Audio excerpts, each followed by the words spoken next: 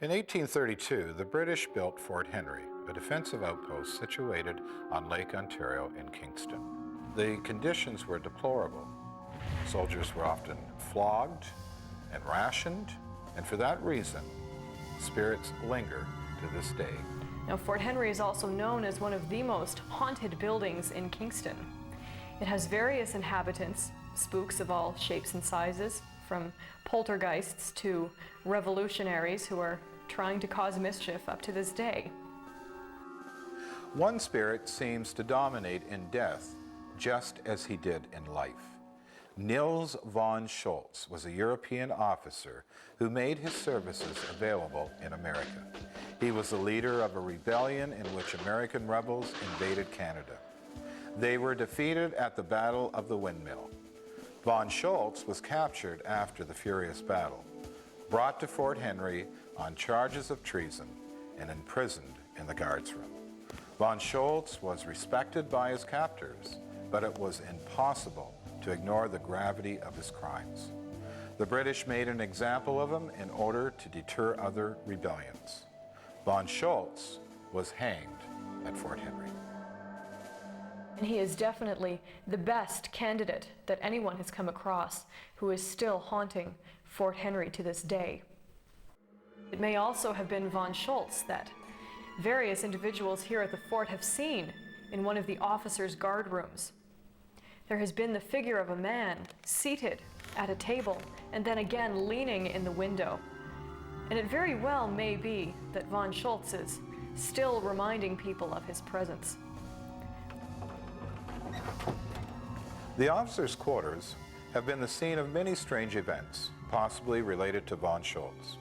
A guard heard noises in the courtyard one night, so he followed the sounds to the officers' quarters.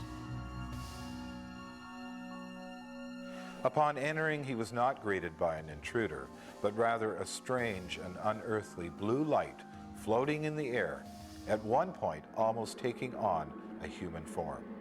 He was shocked and ran off to report this to his superiors. He was not the first person to report such an incident. Now, up on the ramparts, some of the members of the guard here at Fort Henry have experienced a sighting. They have looked out over the wall and seen a structure standing on the hill. When they question anyone else about what this structure is, they are inevitably met with blank looks. And when they go to point out where the structure is over the wall, they find that it has vanished. Now, little did they know that a structure identical to this stood just on the hill outside of Fort Henry in 1838. And it was the gallows used to hang Niels von Schultz. There was, in fact, a photograph that was taken of this shadowy figure in the window. It's very definitely the figure of a human being, and it could very well be Niels von Schultz. Men were punished when the fort was garrisoned, punished by walking long hours under the hot sun in the parade square. They were forced to march as punishment for various offenses, especially for public drunkenness. Now, it could very well be that this wandering ghost here at Fort Henry was one of those men who succumbed to the hot sun.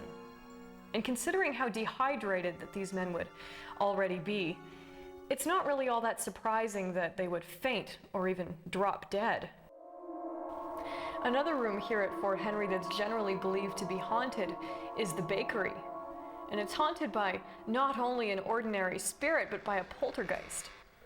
Now, a poltergeist is a spirit that tends to be very cruel, but very playful at the same time, constantly moving things around and breaking things. Now, poltergeists are generally tied to the energies of a young girl. And this would make sense because the bakery is one of the very few rooms in Fort Henry where children would have been allowed. On one occasion, there was a baker who was making bread early in the morning. And she left the room for only a moment.